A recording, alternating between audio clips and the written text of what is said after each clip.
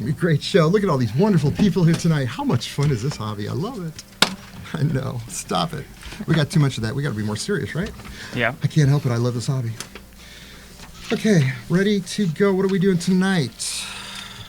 We've got Dave Frary, don't we? Yes. Yes, we do. God, it's awesome. I love him.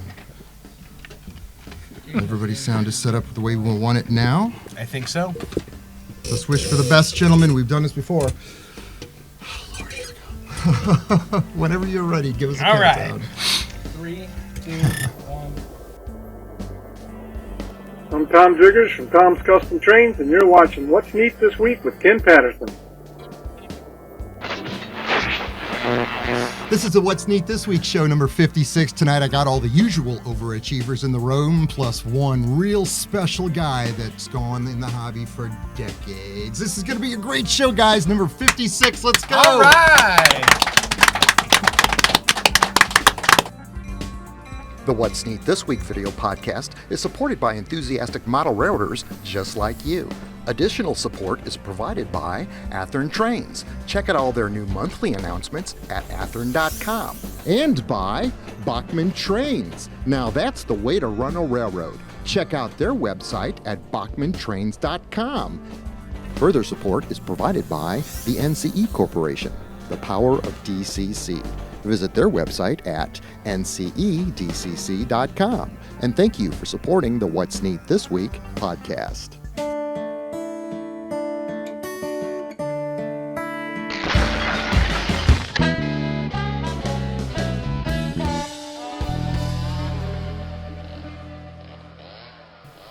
This is the What's Neat This Week podcast number 56 for November 17th, 2018.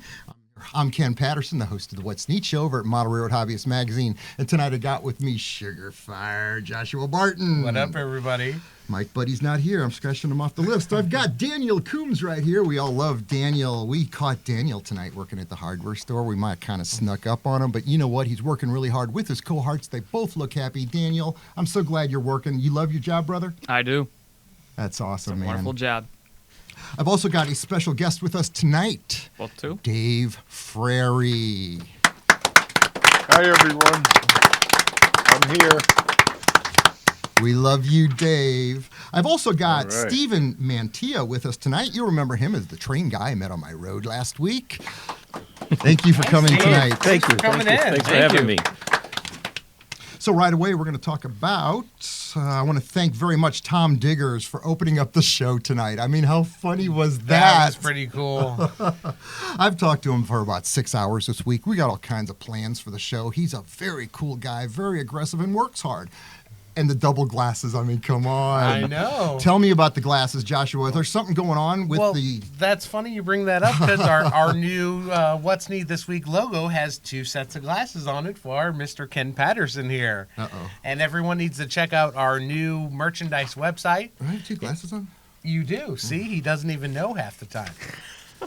So you can reach our new merchandise website by going to www.teespring.com/stores/What's Neat This Week, Ken Patterson. Oh, God, Check us out. We should have a link right under here that will send you to it. So definitely check that out. And my socks have came, and they are awesome. That's awesome, brother. Stephen, is this the best hobby in the world? Yes, it is. I couldn't ask for anything better. Love it. Now, tonight we've got new news, like we always like to report, because What's Neat This Week isn't just about the cool stuff we do around here, and there's a lot of that we have to show you tonight. But in new news, Atlas has announced a brand new signal system, and if you'll notice, some of these signals I'm showing you screen roll of right now look like some of the old BLMA signals, where they've combined the line now, and they're offering operating signals for your layouts in all scales. Check it out at Atlas's website. I'm sure it's atlastrains.com. That's right. That's The correct. next thing that we're going to talk about, and I know you know something about this, Daniel, is the Rapido RS11. Now, we saw that at the RPM meet here in St. Louis, and now you can see it in full-blown color right here. Thank you very much, Jason Schron, for the video.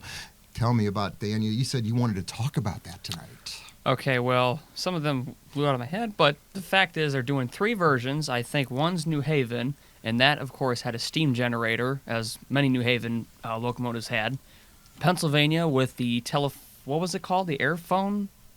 technology of the Pennsylvania Railroad. Oh, and yeah, that's the first crap, telephone system I'm on forgetting a the train. last road number they're doing. But anyways, these are beautiful locomotives with Loc sound. Check out his YouTube video. The amazing thing is how they've manufactured these component-wise, so they could create so many other variations. I think there's an RS-13 and Canadian only. There are so many different variations they've got. So the computer technology that they've got, even just in the last 2 years, we are seeing great detail that we didn't even see 2 years ago. And those demonstrator schemes are amazing with the green and the yellow. I can't wait to get one of those. I absolutely agree. Now, Luke Towan, our wonderful friend from down under. I don't Good know day, if mate.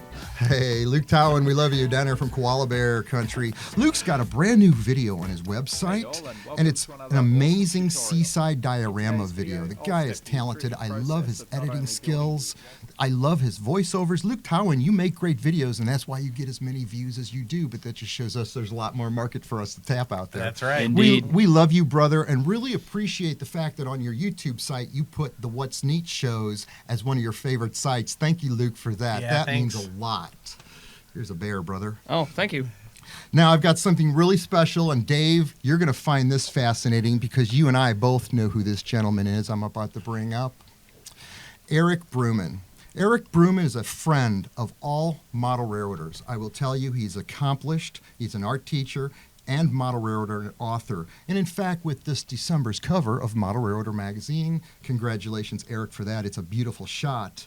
But whenever you look at some of his models, so many people want to emulate them and have one of them. There's a following of people that absolutely love the Utah Belt Railroad, and as through the years there has been a transition from the older power to the newer power. That's part of the mystique that Eric has created by creating this layout where it's not real, but oh yes it is. And so tonight I've got something very special that we're going to do that we've never done before. And I want to say that one of Eric's engines I saw go on eBay, and it went for thousands of dollars for a locomotive that was painted in his paint scheme. I mean, that shows the gratitude that people have towards his artistry. And the fact is, I have got one of his original Utah Belt boxcars right here on the table, hand decaled by Eric himself. This is not a roundhouse model, and I'll tell you the story behind this and where I'm going to go with this. One day I had a foreclosure on a street called Floridon in St. Louis. I used to buy and sell houses for a living, and I loved the heck out of it until I discovered toy trains, which I love even better, right?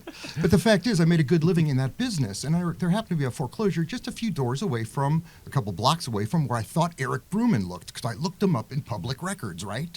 And so I went to his house. I think I was in my 20s, and I had just been married. I don't even know if I was married to Michelle yet. So here's these little kids knocking on his front porch, right? And he let us in and was very polite. I told him we had the Midwest Family Modelers layout here in St. Louis and that I wanted to offer him a tank car with our decals for the club on it. And he later photographed this tank car and featured it in a picture in one of his great model railroad pieces in Model Railroader. And that was, in the old days, before we had the internet, how we would talk to each other. That was his thank you to me back, and I really appreciated it, and that was kind of cool. So he gave me this hand-built boxcar, the Utah Belt, made it with his own hands as a gift, as an exchange, as a trade. But what we're going to do tonight with this boxcar, again, this is an original car made by Eric Brooman. We are going to put this on eBay, I believe, tomorrow. That would be Sunday. So when you see this video Monday, that was yesterday, okay? It's going to be a 10-day auction. Type in What's Neat in the search, and you should be able to find it. Obviously, Utah Belt after that. We are going to auction this off starting at 99 cents and donate all the proceeds to the Colorado Model Railroad Museum out in Greeley, Colorado to help support that wonderful museum. So I think, guys, that's kind of something I came up with last night about 3 o'clock in the morning. That's an amazing car. It is indeed. I was checking it out earlier and the detail on it, and it's amazing. It's absolutely awesome. You know what? I got to go straight to our special guest tonight because I don't want to keep going yet. Tonight we've got Dave Frary. Dave, obviously, you know, we've said you were such an accomplished modeler and everything else. Brother, tell us what you've been up to some more. Well, recently I've retired from model building. The last project I did was for a toy manufacturer in Germany, mini trains, and I built them a display layout for the Nuremberg trade show. It was an HON 30 display. It was small, and I don't know if you've got the link to my video, if you've seen it. I sent you a video. I'll put it on the screen. You're probably looking at it right now, Dave. Yeah, okay. And it's a very small display, but it's based on the Fiddletown and Copperopolis layout, which was a book by Carl Fahlberg. And it was a book of cartoons, and a lot of the younger people don't know who Carl Fahlberg was, but he was a cartoonist for Disney. And during the 50s and early 60s, late 40s, early 50s and 60s, he did railroad cartoons for Railroad Magazine. And they were all just very loose and they were funny. And all the cartoons got put in a book called The Fiddletown and Copperopolis, and it was loosely based on all the narrow gauge railroads in Colorado. And the fellows in Germany liked the book. They liked the cartoons. They thought they were neat. So they asked me to build a display based on the cartoons. Well, I didn't really hit it exactly right, but I did build them a display of a western town in scenery, and the train went round and round, and it was small enough so they could haul it to the train show without damaging it. And it was a nice little display. And the mini trains, right. These are HON 30 engines and cars. They're very toy-like, but they're absolutely bulletproof. Yes. And if I can add a commercial here, I put the train on the track when I got through with my display and Thanksgiving 2 years ago, and I turned it on and I forgot about it. I went upstairs and I was cooking the turkey and, making the stuffing and all of that. And I remembered it Monday morning.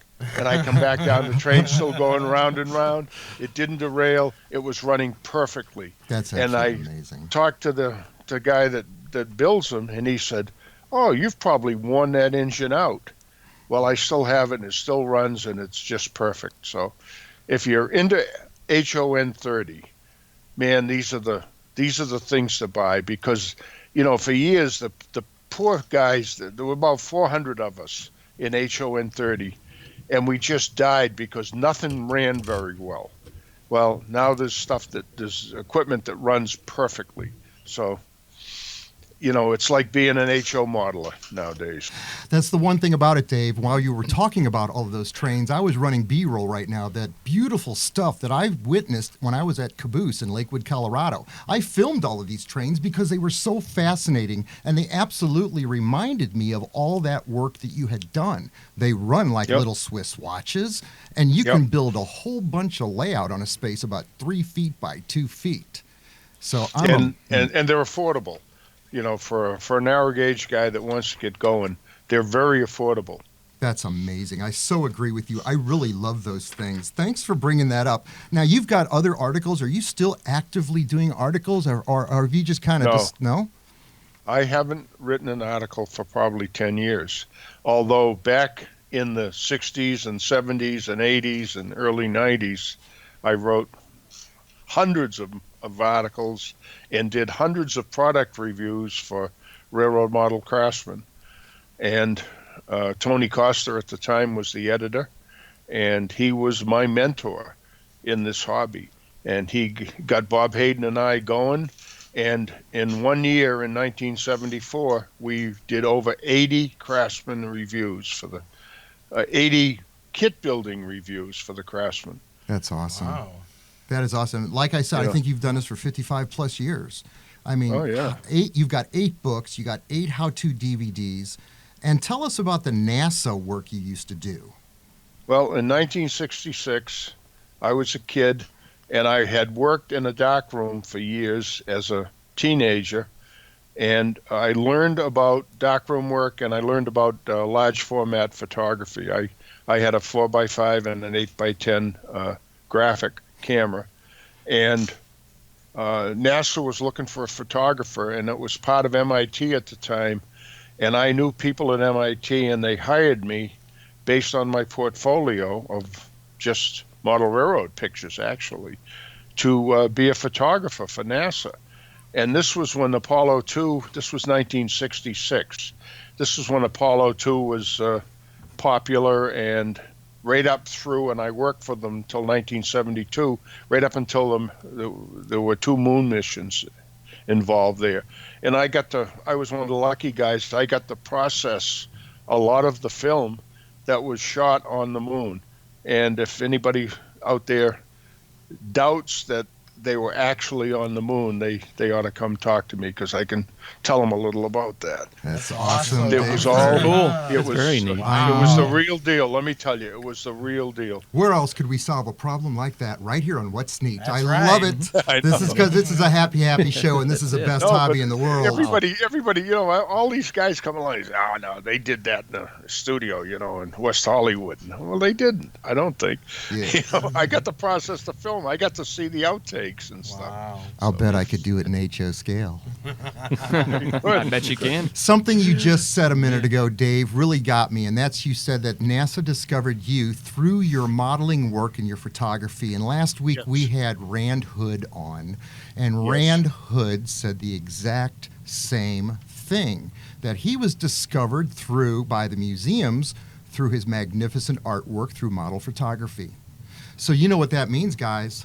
There's career opportunities out there for all of you with the talents that you have. We already know you can build courtroom models. You already know you can build layouts and sell. But think of the other potential possibilities. NASA? I mean, how cool is that? Dave, this is awesome having you tonight. Did I already say that 3 times? Thank you. Now, we've got photographs of you here when you were about 11 or 12 years old. This is 1951, and you loved Lionel. Tell me your passion about that. Well, I was a little guy, and my father had a friend who was a model railroader. He was an HO modeler, but my father didn't think HO was suitable for me, so him and his friend got together and they bought a whole bunch of used Lionel stuff, and they built me a Lionel layout. And it was built on a picnic ping pong table size, with a little bigger than 4x8, and that was my layout for years. And my job was to run the trains as fast as I could around and I loved it. And at the same time, I evolved into HO with Gordon Viney stuff. You know, in those days, on a box of cereal, you could save the box tops and you could send them in, and for 50 cents and all the box tops, you could get all these really nice plastic HO cars, stock cars and box cars and all that stuff. And I was into HO and O, and I was into everything. If it moved, I was into it. That's cool. That's absolutely awesome. Dave, I'm going to come back to you, but I first want to thank Bachman Trains for sponsoring the What's Neat This Week podcast from Philadelphia, Pennsylvania. And tonight, I tell you what, we've got a lot of their large-scale engines on the back shelf. Right up behind me, some of the Thomas stuff they make in G-scale, because John Abaticola asked us to put that out there. Thank you very much. I think it was his family that said to do that. So we put them on the top shelf tonight because they're absolutely magnificent and they run good outside. Mm-hmm. But for tonight, we've also got some of their HO-scale Thomas products on the table. I actually put decoders in these and run them on the layout for my kids, and they love them. They run really good. We're also going to talk about the Bachman 440, and that's what I should have talked about tonight. That's the spot that we had. And that's an HO-scale locomotive where they moved the motor from the tender to the locomotive's boiler. And it was a coreless motor, so this thing runs like silk. Oh, I bet. And this is something where Lee Riley, God love him, we love him, the head designer at Bachman. Lee. That's right. Lee Riley and I used to talk on the phones a lot on Sundays, and sometimes I just leave him a message on his recorder, Lee Riley, 440, click. And you know what? 2 years later, the model got made, so rock and roll. I'm so happy he made that model for us because the thing runs like silk. I've got a bunch of them here, and I love them. It just makes you want to, if nothing else, put it on a flat car and pull it in your modern trains. But they run like silk. And we did have a video on one of the past What's Neat shows where George Bogatuk from Soundtracks actually really tricked one of those out with a real wood load, all the beautiful oriented detail in the front, and a full-blown sound decoder with Kern Keeper. He used a shoehorn to get it in there, but it works. So it was absolutely amazing. Also, we've got NCE that I want to talk about tonight. And Daniel, how's your system been working? I know you've bought it now. How do you love it? Oh, I love it real well. It, you know what? Very easy to get a train running up in 5 seconds, to be honest with you. That's absolutely awesome. Now, I envision an ad for NCE that I'd like to create. I envision a gamer, like maybe Mitchell over there. And we're going to take all the trash out of the trash can out of the kitchen and put it all around the desk, set up the computer, and just line it all up so that we can do a black and white photographic scene of him using his computer game, playing whatever he's playing with that handheld device. Switch over to full-blown color. That's right, color vision. Here's the happy same guy with an NCE throttle in his hand running a train right in front of him on a green, beautiful scene on a layout. Look at that smile. Can you see that? I see that as being an ad. So that's, I don't know, I brought that up with NCE. They liked it. Sounds like a fun job. What do you think, Joshua? I love it. I do too, man. I love it. Last, we want to talk about something on the table that we've got is in N scale. We've got the Athearn hoppers. This is a 40-40 27 cubic foot 3-bay covered hopper. These are some beautiful models. I shot these this week on white plexiglass so there'd be no shadows and you could see all the intricate detail that they're able to do in N scale. This blows me away, guys. Yeah. Then I shot them indoors. We were getting about 8 inches of snow outside. It was absolutely gorgeous. Outdoors was out of limits. So I had to set up lights inside and make it look like it was a full daytime scene. I did this by using 3,000 watts of lights, bouncing 1,000 watts off the wall down below, and then 2,000 watts on the freight car. It warmed up the basement real nice, and it gave us this gorgeous outdoor type photography that you can actually do inside. And then, of course, today I did outdoor photos with them. They're just gorgeous in sunlight. Nothing brings out detail better than sun. Thank you so much, Athearn Trains, for sponsoring the What's Neat This Week podcast. Chris Palomares, we love you. We're sorry you can't be here tonight with us. So, Joshua, tell me what's going on at Sugar Fire.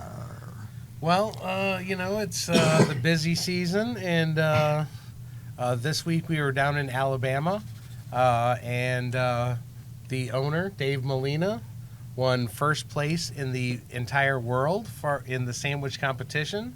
I have a little B-roll that we're running of him on the stage when they announced first place. And here is that big old check. Yeah, baby. And, is that real money? I think so. We just can't find an ATM big enough to take that. So, dude, I got one over here in the shop that'll do that. Perfect. I think we can hook that up. So the sandwich that won the World Barbecue Competition, or the World Sandwich Competition, was the Cuban Reuben. Now, Cuban Reuben. Dave Frary, do you hear this barbecue talk over here? Oh, man, I love it. We're going to get you started. You two are there. Here goes another hour. Yeah, I heard you were a connoisseur of fine barbecue, there sir. You go. In 2009, the team I was on called IQ won the Jack Daniels Really? in Lynchburg, Tennessee. That is very cool. It was the first New England team to win a barbecue championship. Well, I'll tell you that if you come to St. Louis for the NMRA meet in 2019 or 2020, I will have a spot for you ready to feed you all kinds of barbecue. All right. So we love it. Good. I do love it. This is great. And I still cater barbecue. Here around New England, I do pig roasts and things. I didn't know they had good barbecue in New England. So they have wonderful barbecue really? here. Well, I'll have to head up there. Better than you guys. Oh. Fighting words. Oh. I feel a challenge coming on. Hey, but this is a happy show. Yeah, happy. This is all good. But we can have Iron Chef What's Neat. That's for sure. Ooh, yes. No copyright infringement there. I got a new apron, too, so I can wear it. One of these days, I'm going to unleash you guys with the same exact kit. You're going to build it in an hour and see what you all come up with using a certain amount of color paints, tools, and da-da-da-da to keep it fair. I want to see what Mike does. I want to see what you do. That's our pilot right there. Challenge accepted. Rock and roll. Now I want to talk about some real magic. If this isn't the best moment of the show, and I know we love you, Dave Frary, but Dave, watch this. We've got a little bit of magic right here, folks. Nickolas Mullins from Oregon carved out his pumpkin with the What's Neat This Week on it, all lit up.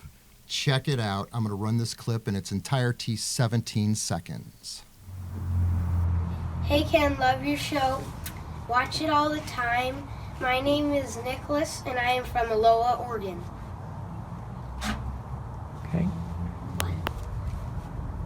Hey Ken, what's neat this week? Guys, how cool was that? That was cool. That is great. Wow. God, thank you, Dad, for sharing your precious little What's Neat fan on the show with us. We love you, buddy, and if you're ever in St. Louis, the red carpet is out. I'm telling you what, I'll pick you up at the airport, and when you get here, you can have any engine on the shelf you want in HO scale. We love you, man. Thank you for that. The green one. The youth in the hobby is alive and well, and we That's are right. finding them through the internet, and all of our sponsors are responding in the fact that they've got a younger demographic now purchasing their product. I see it. It's undistinguishably happening, and I love every minute of it. You're welcome. I know. How about that, Dave? I told you, Dave Frary. Was that good? That was so cute. What else we got tonight is the John W. Maxwell collection. We talked about that 2 episodes ago on podcast number 54 when we had the Colorado Model Railroad Museum on, and he donated a few photographs to that museum. But he sent us some gorgeous photography tonight, shot by John W. Maxwell. Doug is the son that I'm communicating with, and he sent us this gorgeous photograph showing Northern Pacific 2232 at Thompson Falls, Montana, on the head end of what is likely a local passenger train. Now, this photo was taken October 5th, 1940, and this is just a great scene to be modeled on the layout. And there's going to be a reason for this, too, because that model's available on the market right now. There's another photograph here of Northern Pacific Freight Train number 1843 on the point. This is a Mikado 262. The photo was taken around September 22nd, 1940, and as you look, you can see the mail bags hanging right there. You got to know it's a whistle stop. The fireman's getting ready to capture today's mail and the train orders to continue on. It's a gorgeous photo. And Doug showed me this beautiful Broadway Limited HO scale Mikado that he purchased. He wants to take this and convert it to look exactly like that model that or the real prototype that we just showed you. Doug is inspired by his own father's photography, and now he's building models of it. That's a great story, and that's another example of how people share this passion of trains from generation to generation. I know it sounds kumbaya, but that's why this is the best hobby in the world, because usually it's always that great. I love it. That's true. That is true. Very good. One more thing I think I've got on my list here, and this is really, really great. Where do I start on this one? Donald W. Pratt III sent me these photographs over Facebook. He teaches the Boy Scout career opportunities in the railroads and also safety on railroads. And this is done again, Daniel, I'm going to bring you in on this, on the Boy Scouts. He said to me that I have been teaching the Model Railroad Merit Badge class for 10 years. I am the only train geek in my family tree that caught the bug. And when I received this HO scale train set for Christmas when I was 12 years old, it's been such a reward for my whole lifetime. And now I'm 51 years old and I still love it. And I want to give back now to the hobby for what it's given me. And he says to me, Ken, thank you in advance for the airtime on your podcast, that he essentially loves what we do on the What's Neat show, just promoting the hobby in general. It's great. They've watched all the shows, and I think it's really neat that they're doing what they're doing. Now, he's got 2 guest speakers in the class. One of them that you see in these photographs is Chad Zentz. He's a gentleman that's in the reflective vest. He is a train crew member for the Elk Rapids Railroad in Grand Rapids, Michigan, and he talks to the scouts about career opportunities in the railroad industry. The second one that we see here is Curtis Stewart. He's on the left in this photograph that I'm sending you right now, and he's a presenter for Operation Lifesaver. He covers railroad safety, and thank you for promoting railroad safety to the scouts. You guys, this is commendable. This is great. You are going out of your time to bring the youth not only into the hobby, but to teach them respect of the prototype so when they get around it, they don't kill themselves or their families. God knows I built enough legal models. Stay safe. That's right. I know, Exactly. I know. What is that? Now, Dave Frary, we got another picture of you here. I got a couple photographs of here you sent me. One was of the mountains. You want to tell us about what that was about? One of the projects I had about the year 2000 was to build a display for the Dolls and Trains Museum in Mendon, Vermont. And what it was a display showing the 7 railroads that ran through Vermont in the 4 seasons of the year. So it was a 40-foot long by 9-foot wide model railroad that was built as a display. It had 7 loops of track on it, and each loop had a different railroad that ran in Vermont. And I built it so it showed the 4 seasons.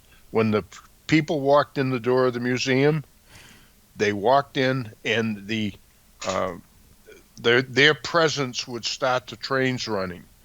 And the trains would run for 7 minutes, Wow. and which was about the time we figured it took people to get around the railroad and see everything. and there were 7 loops of trains running. And the picture you have is one side of the railroad was winter. And what I modeled was the Pico and Killington ski areas in Vermont, which are very popular in New England here. And you can see how big it was. The challenge for me was to build winter. I hadn't done it on any large scale, and I had to teach myself and develop some techniques to build winter scenery that looked real.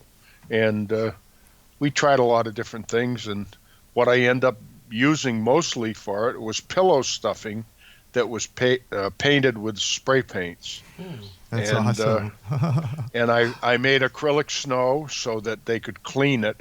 And what it was just acrylic gloss medium, acrylic gloss gel with a little cerulean blue and a little titanium white in it. And when you put it on, and we troweled it on, and it would dry and it would be hard to the touch, so they could actually go in and clean it. And we had 2 ski lifts that worked on it, and they were from a European toy manufacturer. And it was a display. Another fellow and myself worked on it for about 3 months, and yeah, it was good. All the trains ran. In fact, it's still in operation 18 years later in another location now, and people still go and see it. God, so Dave, I'm kind of proud of that. This is such an honor to sit in the same room with you right now. Absolutely. You are just, God, you're awesome. You're amazing. And I don't just say that. I mean, you've got the track record to prove it. You've paid your dues, baby. Thank you for what you've done for all of us in this hobby. Yeah. God, hello. We love you. Count. There's about 31 of them. People don't like it when we clap, but I got news for you. We love you. We love you, man. I don't know where else to go. I've got Steve Mantia. We've talked about the gentleman that I did meet on the side of the road that one day. That is correct. So, welcome to you. This is your first time on the show? Yes, it is. What were you doing on my road that day? I have no idea. What have you gotten yourself into? I wonder that. I never know when somebody flags me down or gets a phone call what I'm going to run into. And this is the top of the mountain here. So. You've got a handsome son, very smart, a beautiful wife. Thank you for bringing them tonight on the show. We love seeing them. Thanks for coming. Oh, don't forget my dad. I'm not forgetting Dad. I was going to get to him next because the fact is I want him to come up here if he wants to and just say a word or two. You don't want to do that? Oh, sure, Dad. Come on. Your father is amazing. This is why we got into this. That's okay. He'll get his chance. You're coming back. The fact is your son buys and sells trains. He's also an electrician, very professional, very astute guy. But I'd like to work with him so that as he goes through the year and purchases things, as he finds something really special, let's do the history on it. Mm-hmm. Let's show what it's about, why it should be interesting, and then if you want to disclose, what you paid for it and what it's really worth. I don't think they even disclose what they pay for stuff. If they do, it's high. Well, yeah, they pick their own numbers there. Right. Just something that makes it interesting, that really shares the past history of model railroading. That's something that they try to do in the museum out in Colorado and Greeley, is they try to show the past history of model railroading through the old Varney kits and the wooden kits and all the magnificent models that you must find as somebody would call you up and say, my treasured husband passed away. He's been collecting all these trains for years, and he told me he only paid 25 cents for all of them.